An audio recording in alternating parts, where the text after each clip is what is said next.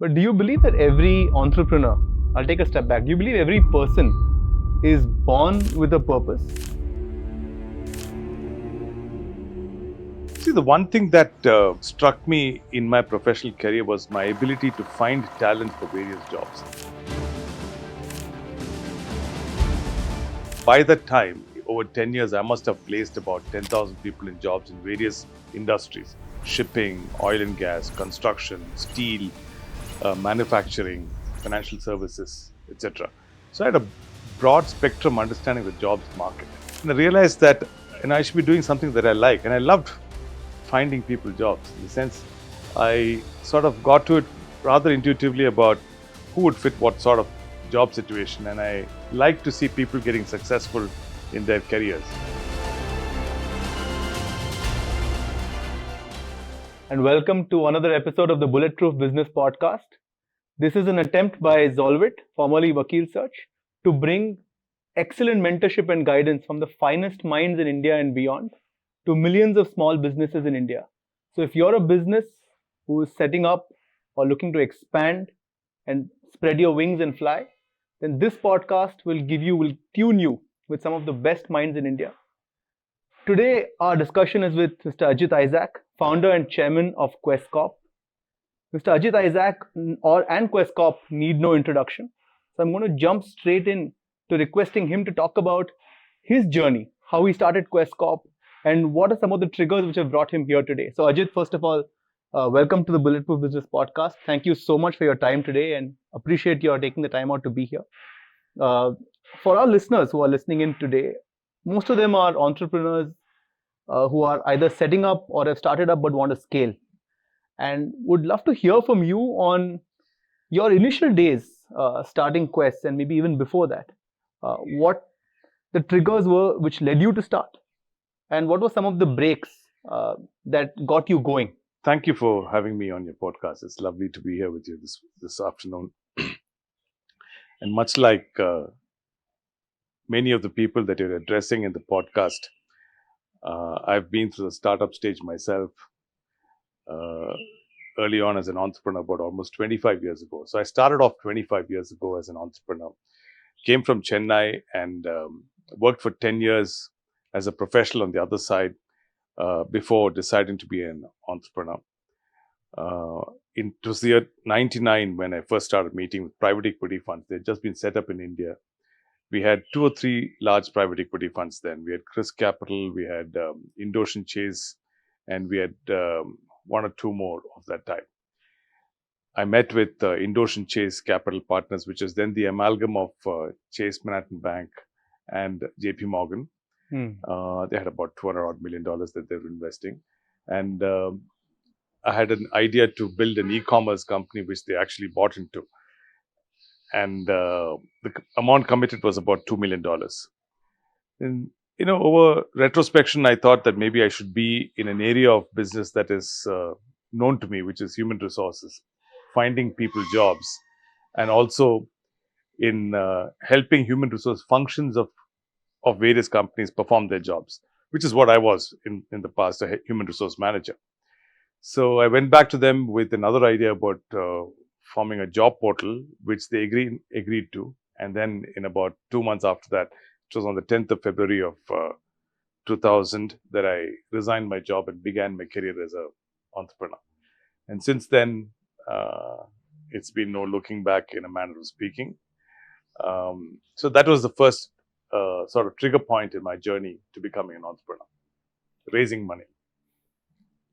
So at what point in this journey did you feel that it was morphing from something you were doing to earn a living to something that was more of a calling? See, the one thing that struck me in my professional career was my ability to find talent for various jobs. By that time, over 10 years, I must have placed about 10,000 people in jobs in various industries: shipping, oil and gas, construction, steel, manufacturing, financial services, etc. So I had a broad spectrum understanding of the jobs market. And I realized that I should be doing something that I like. And I loved finding people jobs. In the sense, I sort of got to it rather intuitively about who would fit what sort of job situation, and I like to see people getting successful in their careers. And that was a sort of calling that came to me about why I should be in the employment space in India. And once that feeling grew, then building a business in something that you like doing is more easier than starting, let's say, in the pharma business where you don't know anything, or let's say in the logistics business where you never worked before. So this came to me fairly naturally, and I think that was a great starting point, to be in a business which you like to be in. So, a related question to that, but do you believe that every entrepreneur, I'll take a step back, do you believe every person is born with a purpose? So, in that sense, do you believe that your purpose, the reason you were brought to this earth, was to help people get connected with the right career opportunities and help them become an actualized version of themselves? Or do you feel it was something that serendipity brought you to? That's a great question. I think first, people develop passion, um, as a progression of their life's experiences. You become passionate about a few things depending on what you've been doing in your life. That passion helps you develop the purpose. So what you like to do comes before deciding what you want to do. And when you like what you're doing, the purpose becomes easier to define. Got it. So you always, from a very early age, I'm assuming you've always liked to. I mean, obviously, HR was not a term when you were young, but when you were young, as a young boy growing up, was helping people find their fit in whatever in school or in college. Was that always something that excited you? I think I liked meeting people. I liked spending time with people. I found energy from conversations, from interactions, and I loved my group of friends or the circles of people that I stayed in touch with. So, one thing led to another. So, when you spend a lot of time with people, you also tend to analyze them, what they say, make some judgment calls on situations, etc. And that, in a sense, led me to developing a career in human resources, about understanding people, what they come from, where they come from, what they want from a situation, and what can you do in that context. Got it. A lot of people come to Zolvit to protect their brand name, their trademark. And you've got an interesting name, Quest. So does Quest come from Quest? The quest to connect people, the quest people have to find the right job. So where does the word Quest come from? This is a question that I keep getting asked every now and then. Our former name was IKEA Human Capital Solutions. So about a couple of years before our IPO, we had a trademark and brand case launched on us by IKEA, which is the retail store. Okay. And we didn't want to go into an IPO with litigation pending on our trademark and brand. So we had to change the name, although we had won in the lower courts. And we had to, we registered the name previously, so we perhaps would have won the case anyways, but we didn't want to get into an IPO with a litigation on our back. So we hired an agency, and then we did a workshop with our management team. And then we went around looking at what were the absolute values of essence that mattered to the company, about integrity. People were asked what are the questions that, what were the issues that ranked on their mind about the company, and what reminded them of the company. So the first 2 or 3 words that reminded people in our company was integrity, the way we worked in terms of teamwork, etc. So the quintessential values of the company that reduces the word called Quest. And another driver in this situation is also a word that finds itself available as a URL. Today, every word that you choose as a of course, as a name does not necessarily translate itself to a URL. Correct. So this is a word that we found as a URL. So it kind of and had a ring, it had a nice ring to it, which is international, and so that's how we chose this. And luckily, after that, we found that there have not been many others who have taken this name in allied situations. So we've had a fairly independent brand record, so to say, with the name that we chose.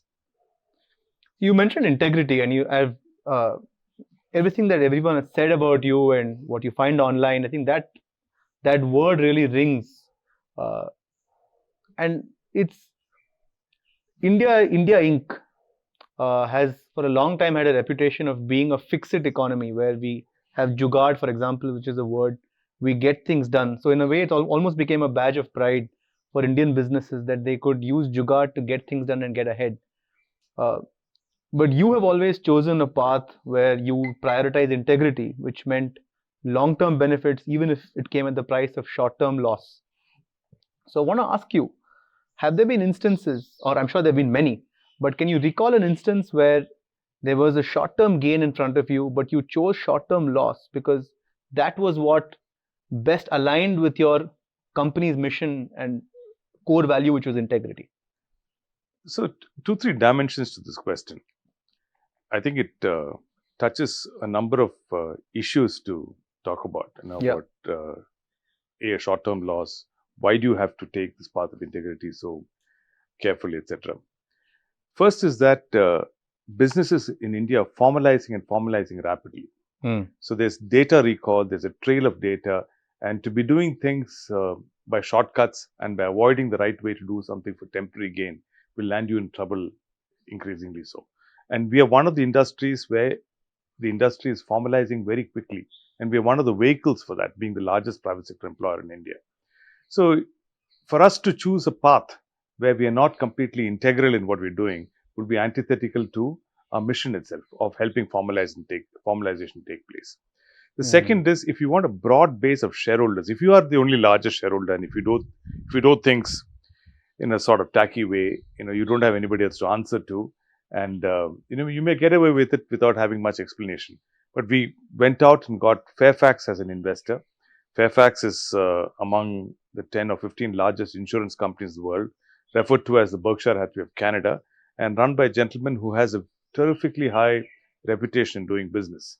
So when we have partners of that type, and then we went out and became public, we had 90,000 shareholders in our initial when we went public initially. Now we may have combined basis, we may have now about 200,000 shareholders between three companies. So all of this pointed us to not having an issue with integrity at all. So by force, we ensured that we have nothing amiss in our system. And lastly, as people, we like to sleep well at night. So, whether the system wants us to or not, we just don't want to do something that does not take us down the wrong way. It also helps us recruit the right type of people and be partners to corporations in the B2B space, where we become a valued partner to them for the long term. So the last time we spoke, question I'd asked you was that if there was a sort of underlying belief which you had, which has driven you all these years, what would it be? And you gave me a very interesting answer. So I'd like you to share that answer for the benefit of our audience here.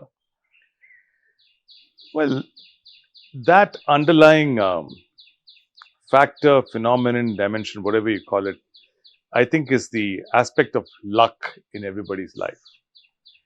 It's a underemphasized point. I think it's mattered a lot in my life, as is the case in many other entrepreneurs' lives, where you find yourselves at the right place, doing the right things, meeting the right people. I think at another level, it's also luck is also translated into the grace of God. God gives you the opportunity to be in certain situations with people and with resources that help you accomplish something. And I think effort is important. Effort, I don't think many people will back away from, or having integrity in the effort that you put in.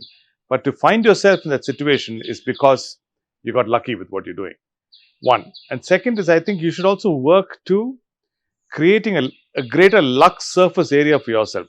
What is luck surface area? And this is something I talk to my management team a lot, that we must get lucky to get a contract, to work with, let's say, a large client. But how do we get to that point?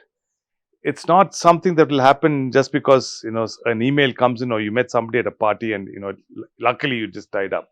It's because you'll participate in trade shows. It's because you will participate in industry meetings.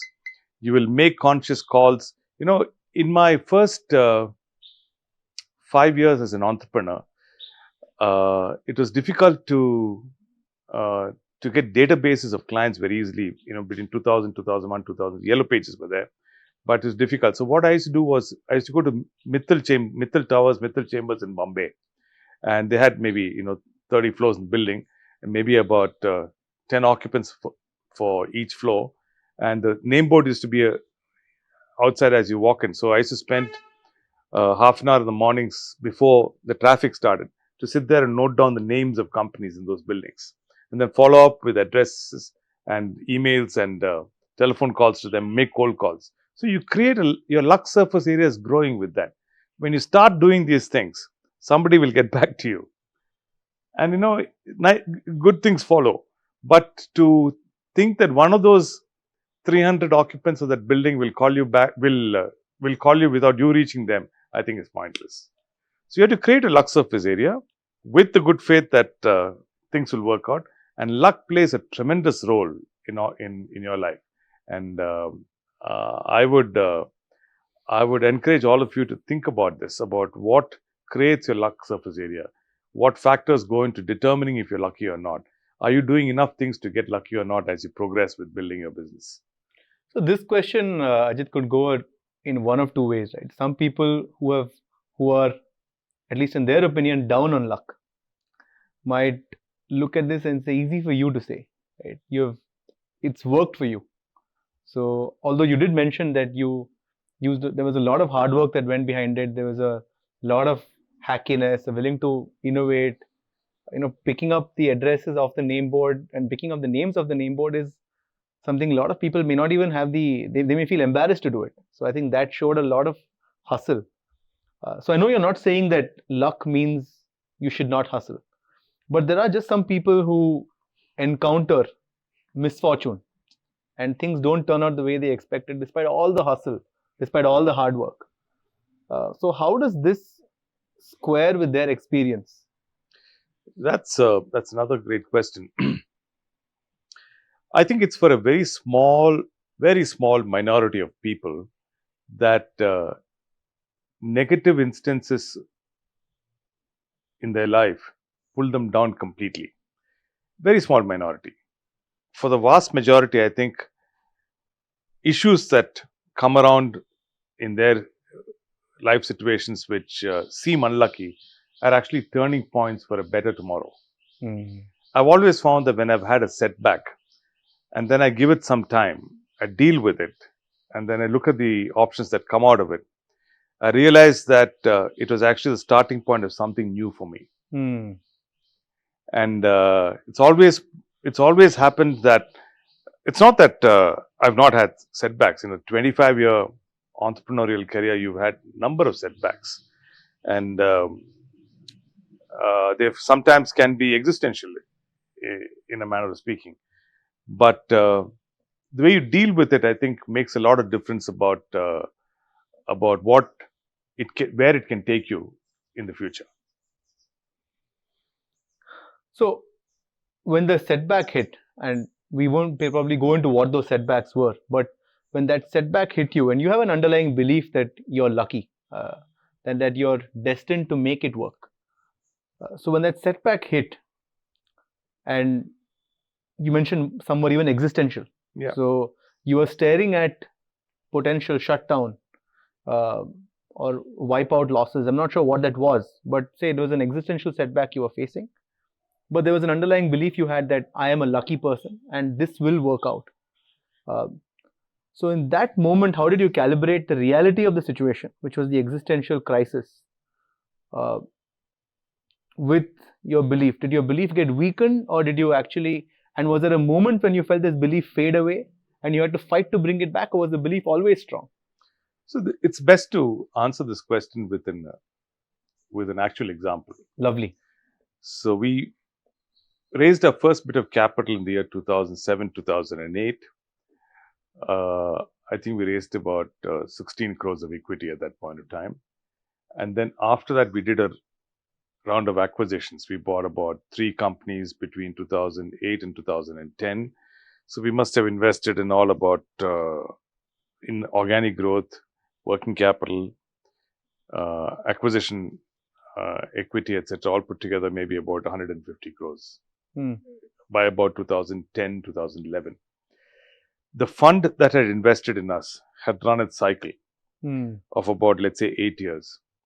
And they had decided, due to some internal reasons, to not raise another fund. So they were unable to put follow-on capital into our company.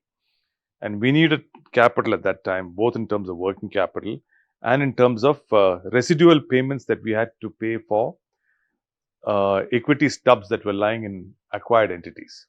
So we had to necessarily make payments, and we didn't have the money. So it was an existential situation. We were a relatively small company at that point in time. We must have had an EBITDA of maybe about 20 odd crores at that point in time. So it was not that we could hire big bankers to go and get us large checks. And given the fact that we were under pressure because we had to raise money, we were also worried about vulture type investments coming in at that point in time, and not, growth type investments. So we hired an investment bank. They took us to market, and we found that it was also in the aftermath of the global financial crisis.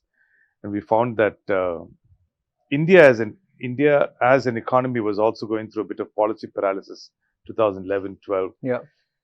It was not the favored destination of investment, and the sentiment about these types of businesses, about employment, etc., was not that much. Luckily, my experience with JP Morgan and the relationships that I built that time played out, because after JP Morgan got the exit, which they had a great exit from us in People One Consulting, which was my first entrepreneurial venture. Some of the partners, when they went on to found their own funds. So one partner from there went on to fund a private equity fund, which was the first investor in our company. And then after that, a colleague of his was heading Fairfax in India, and he was also ex-JP Morgan. So he then came back to talk to us and said that you must go and meet Prem in Toronto. And Fairfax agreed to invest in our company in 2013. So what was then an existential issue turned out to be an opportunity for us to get a storied investor like Fairfax on board. And I have to tell you another point here. We had two term sheets at that point in time. One from one of the largest financial conglomerates in the world, listed firm, huge market cap, who gave us a term sheet that was almost 2x in terms of value of Fairfax. But I went for Fairfax because Fairfax was using proprietary capital, and they were investing from the balance sheet. It was a decentralized structure, and they were not looking to exit in the short term. Whereas the other firm would have wanted to be out another 5 to 6 years' time, like any other private equity fund. And we would have had to take short-term decisions in how we built the company. That proved to be a kind of a game changer for us. So that's a classic example of how what looked like a very tough situation contrarily became a big break for us. And this, I think, has been a repetitive theme in the way Quess and our investments have grown. You mentioned some time back about God's grace, right? And how, in some sense, you think of the luck you have enjoyed in life as being the grace of God, a higher power sort of showing you the path. Does your feeling of God's grace being with you, does it come from a concerted effort that you put in terms of either prayer or in terms of a certain practice you engage in? Or is that something that you've sort of had from early on? Because some people are blessed with grace, some people have to seek it. So which one of those two was it for you? Well, this is a great personal question. I think many of us experience the grace of God and are in touch with it. When you say that intuitively, I feel that this is the right thing to do, it actually means there's an inner voice prompting you to go in a certain way. Or, for example, that you found your direction quite by an intersection of circumstances in anything that you're doing. So I think that's God really helping you in this. Many of us are in touch with that the dynamic of God working in our life. Some of us recognize it but think that it's our own ability. Hmm. Some of us are unable to comprehend it because we are totally switched off from imagining that there could be other powers that are actually directing our thoughts and our actions. So, for me, it's been a combination of two things. One is that I've had prayer and the church, which was integral in my life as I was growing up. We were a church-going family, and my parents had a prayerful environment at home. The second thing is that I've realized that the type of success that I've encountered could not have just happened just by uh, a common, ordinary set of circumstances. I mean, to employ 600,000 people and become a private sector employer among the largest private sector employers is uh, is a privilege that I've got, and to be able to create a platform where we've got now about 20,000 odd crores of sales, about 1,000 crores of profits, market cap in excess of $1.5 billion, etc. It's very difficult to put all this together. I don't have a co-founder. I have only one partner in this, which is Fairfax, and it's all happened over a period of the last 20 years, in a sense. So I think I have to believe that this has all happened because of the work of God in my life. That's great. When you speak to entrepreneurs, especially ones who are trying to break out, a common feeling that sort of is all pervasive in their lives, almost like a voice in the back of their head, always talking to them. It's a quiet but not so discreet sense of panic. Like, when is everything going to fall apart? Is today going to be that day when shit hits the fan? Pardon my French. So that panic. So, and that's the reason many people, after a few years of entrepreneurship, in fact, choose to go back into a career working for a company, because that panic just becomes too much.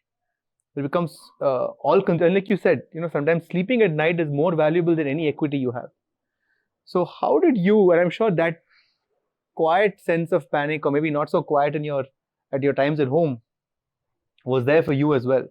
How did you manage that sense of fear, which you inevitably feel while building a business in the early days, some existential crisis moments as well? How do you balance that and get to this place where you are today? I don't think any entrepreneur has become successful without being paranoid. Yeah, sure. Every entrepreneur is paranoid because he's always dealing with risks. An entrepreneur's life is about returns. Returns is about risk. The greater risk you take, the more your returns. So the greater your risks you're taking and the greater the returns risks you take and the returns you're chasing, more paranoid you get. It's natural. It's correlated. And if you don't get paranoid at all, there's something wrong with you. You have to have hillybillies in your stomach. It was like one of India's best ever batsmen who played Test cricket for India. I was chatting with him one day privately, and he told me that he must have played 100 odd tests, more than 150 tests. His comment was that every time he goes out to bat, whether it's the first innings, second innings, whether it's playing Australia or Bangladesh, he gets hillybillies in his stomach. He gets butterflies in his stomach. He was so nervous every time. His first 10 balls, he was always nervous. So, a batsman of that level, of that capability, with that much talent, with that much experience and that much success behind him, still felt butterflies in his stomach when he went out to bat each time. Imagine what entrepreneurs feel. So every morning when you go to work, when you open your mailbox, you're wondering what you'll see. At the same time, people have asked me about what is the success in your M&A? What is the secret sauce? You've done 27, 28, this thing. Where do your deals come from? I said, I'm waiting for my phone to ring. I'm waiting for somebody to come in and say that, I think there's an opportunity in this. And then you make something out of it. but clearly you have to put in your homework about what's going on also, so your your analysis of risk, your fear of the unknown, your fear of the known, your fear that the competition is getting ahead of you, your fear of technology, whether you will get replaced, your fear of people, your fear of regulation, your fear of whether everything around you is working well or not in terms of systems, processes, audit. All of this should keep you awake all the time, and I think it's necessary. So you can't just say sometimes it's lucky alone. You have to be aware of all of these things. You have to work on them. You have to think about what can go wrong all the time. The last point I'll make here is that as an entrepreneur, you must think yourself like a goalkeeper in football. After you, it's goal. All your CEOs, your sales guys, your middle office, back office, everybody is playing certain roles. They're the 10 players ahead of you. But if you drop the ball, it's goal. So as an entrepreneur, you have to know that you own that line. You cannot let it go past. And you have to be alert enough for that. You have to be aware of all the things that happen in the world. And you have to educate yourself. Two follow-on questions then. Question number one, how does that calibrate with your statement earlier that everything you've done is so that you can sleep peacefully at night? If that was the goal, and this is the amount of risk that you're carrying on as we speak here today, how do the two marry, right?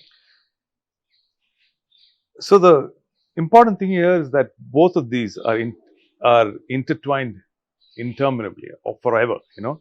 The more risks you take and the more you worry about it, the better you sleep at the night.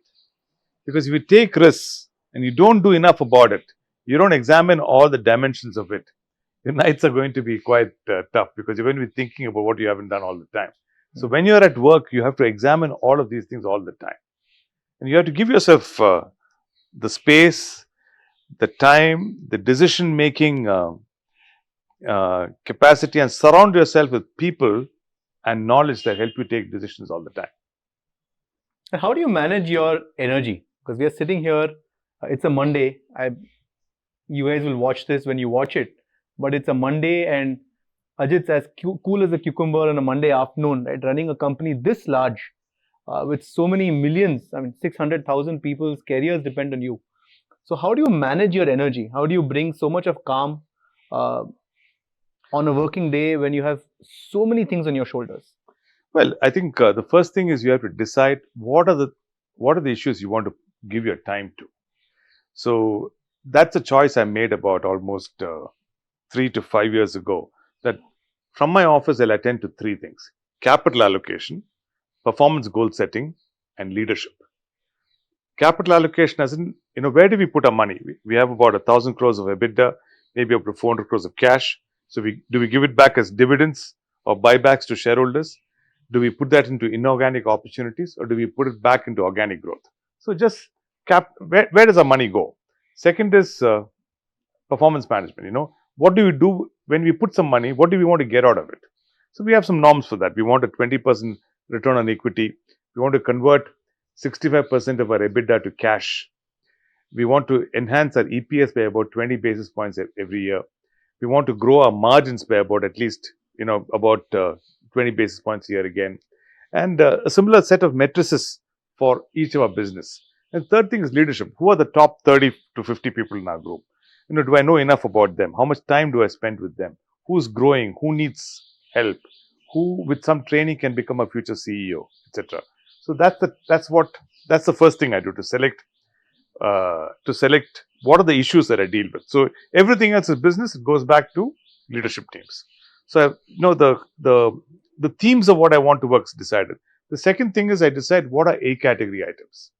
All A category items we will work out between me and my office at the beginning of the day.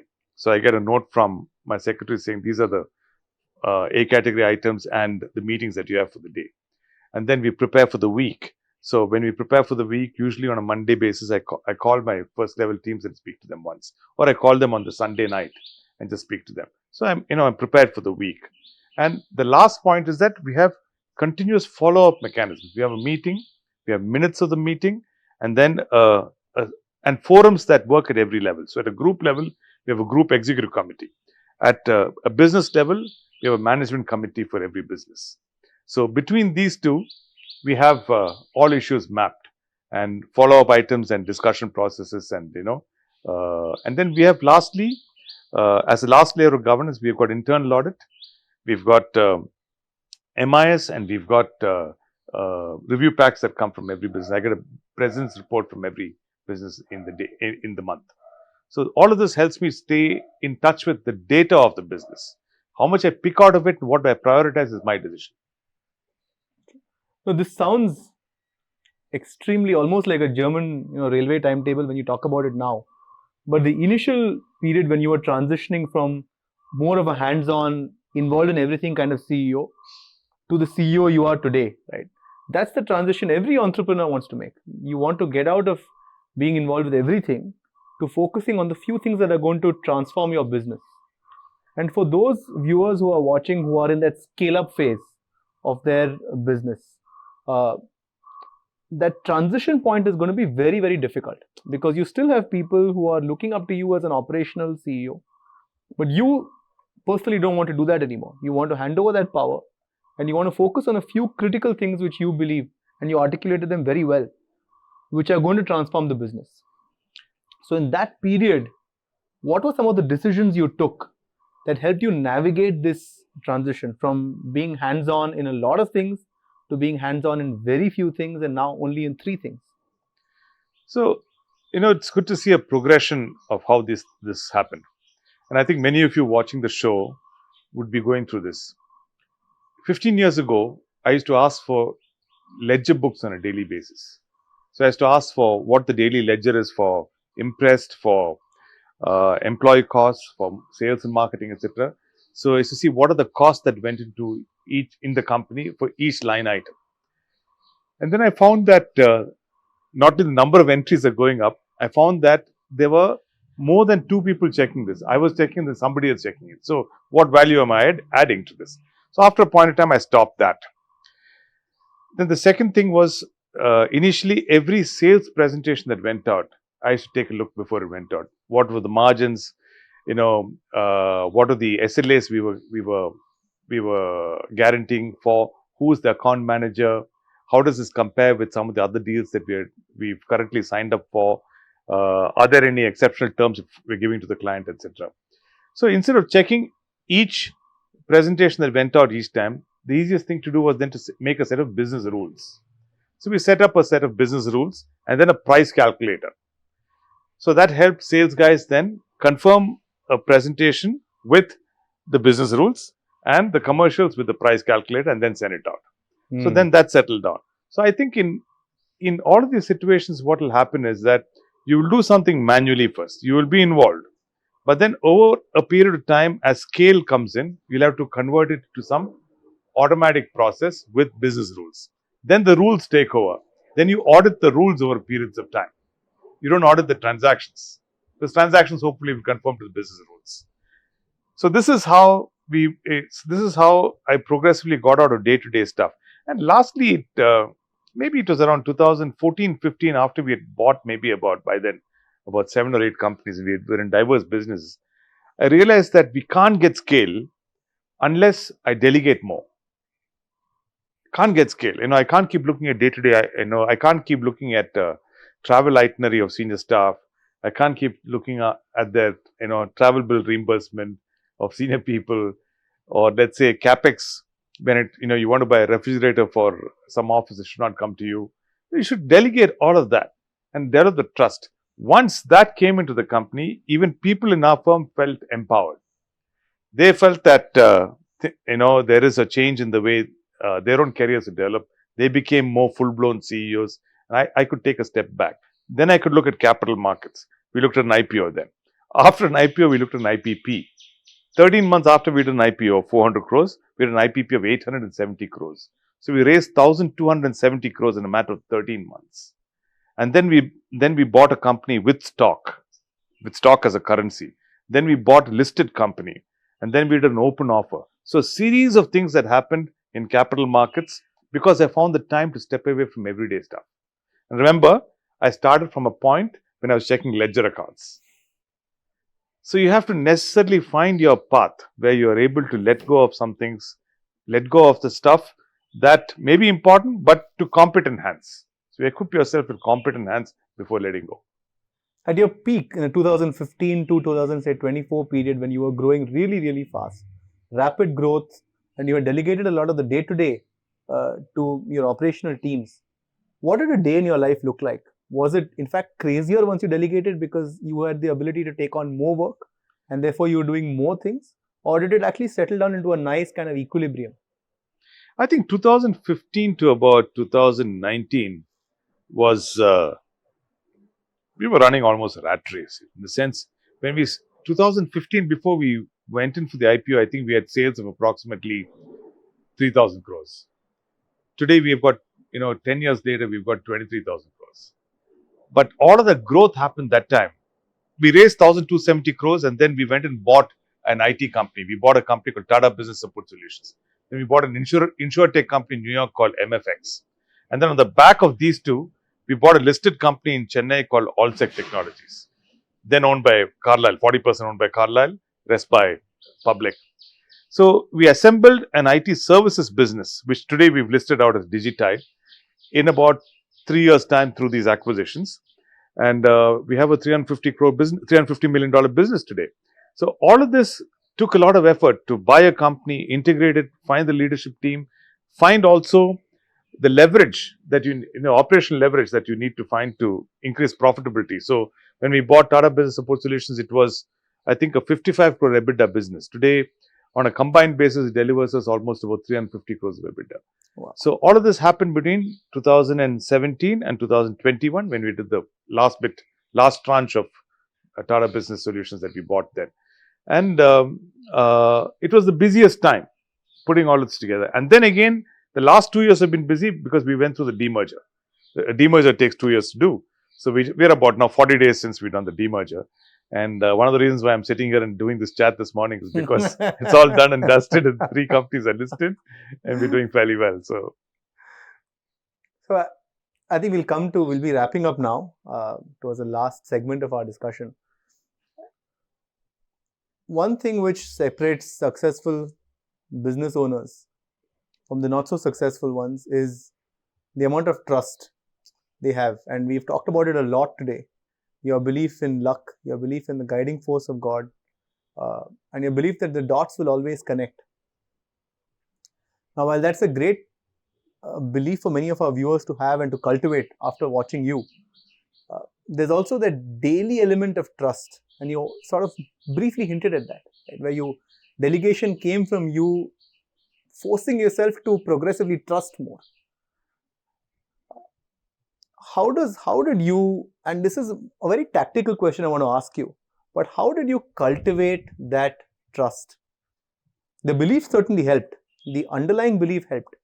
But even for those viewers who have the underlying belief but are unable to build that trust, that surrender, if you will, that things will get taken care of.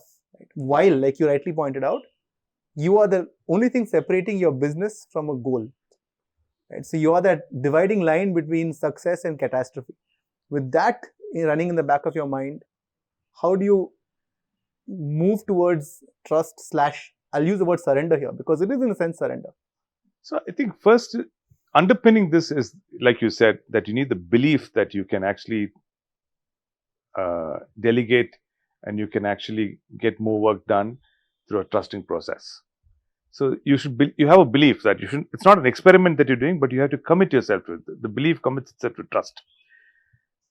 And then there's no substitute for hard work. You have to do the whole 9 yards about setting up the processes, about ensuring enough IT is in place, internal audit is in place, etc., to ensure that when you trusted and delegated, these things are running like clockwork. So you have to put in that effort level. And lastly, you have to have a nose for hiring good people around you. You have to hire people around. When you meet the guy, you should know, okay, I think this is my kind of guy. And one of the things that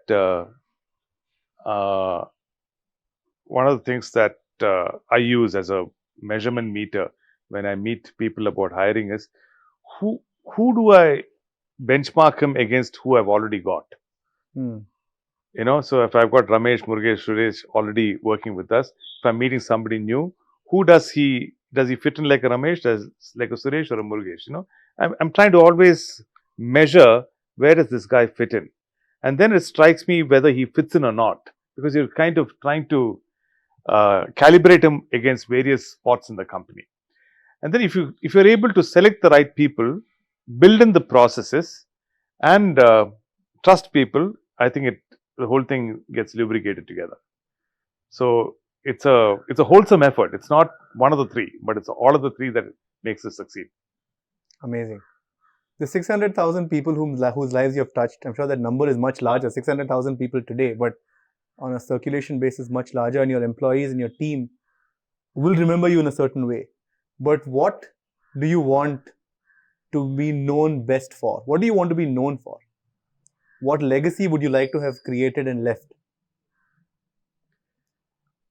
I think first, I would love to be known as a great colleague to many people around. To somebody, like when somebody walks in through my office door, and before he leaves, I'm always thinking, what is he going away with? Is he going? Nobody should come into my office and go away without something. He should learn something. He should get a new business idea. He should be able to run something a little bit more profitably. I mean, it's not like Starbucks where you come in and just have a cup of coffee and go. You should come with some intent, get something and go. So I want to be a colleague of that type who adds value to people around me. One is that. Second thing is that we'd like to be known as somebody who adds value to our customers. You don't exist without your customer, so you got to add value to your customer. Should speak for you. And lastly, your shareholder should say, "We made money." I mean, all of this is good, but if you don't make money at the equity level, this is not worth the time that you're doing. So you have a nice bunch of people around you, but that you can get in a club. You don't have to come to an office to do it. You have nice customers and they benefit from you, but they make the money because they get the value from you. But you should be able to carve out some of this as value that you create for your shareholders. That's when I think you've had good impact. This question just comes to me. I'm not sure how to articulate it, but I'm going to try. When you walk into a room, what impact do you like to have on the consciousness of the room? The consciousness of the people around you, the people you're interacting with. As the head of the company, what you say eventually goes. The buck stops with you, and the last word can also be yours. But what impact do you like to have? It could be a work environment, it could be somewhere outside. What impact do you like to have on the consciousness of people who come into contact with you? Well, that's an eye-opening question, actually. I would think that I would like folks in the room to think that this guy knows what he's dealing with. He's coming from a space of familiarity with the matter. He's not like taking a stab at this from an unknown space. So there is a degree of preparation and there's a degree of knowledge that precedes his talking on the matter. One, and second is there always has to be a solution coming out of that process. There has to be finding a way through some situation. There could be, sometimes it's not always problems reduced, sometimes it's just an opportunity how to make, let's say, margins go up, stuff of that type. So you should always impact the consciousness of people around you by a winning ability that comes into the room. You win against the circumstances that present themselves to you. That's very, very powerful. So you're saying that when you walk into a room, you try to make the room win. Yeah, everybody has to win in that. That's the big deal. Even if you're negotiating, I think, M&A with a counterparty, the other guy should go away with thinking that he shouldn't go away thinking that he sold the company very cheap. He should go away thinking that he won something from the process. So it's important to put yourself in the other guy's shoes and also think, what does he want from this? So with that, we'll have to call time on today's discussion. It was absolutely fabulous to have Ajit. I'm sure that if you're an entrepreneur or you're a business owner, or if you're running a business, you may not have started it, but if you're running a business, mentorship is something that is extremely lacking. And mentorship from somebody like Mr. Ajit Isaac is inaccessible. So I'm hoping that this podcast gave you a peek into the way he's done his business and grown to where he is today. So, deepest gratitude, Ajit, for your time today. It has touched my life, and I'm sure it has touched the lives of those who are watching as well. If you have any questions to ask Ajit, please leave them in the comments. And if you like this video, please do subscribe and like. If we get a chance to steal his ear again, we will pass on those questions to him and maybe get you an answer to those two in round 2. Not a promise, but we'll try our best. So please leave those questions in the comments and we'll see what we can do. But thanks for watching, and deepest gratitude to you, Ajit, for taking the time out and doing this. Thank you for many insightful questions. It made me think about circumstances It's of all my, you. of my life. So thank you very much for this time. Thank you.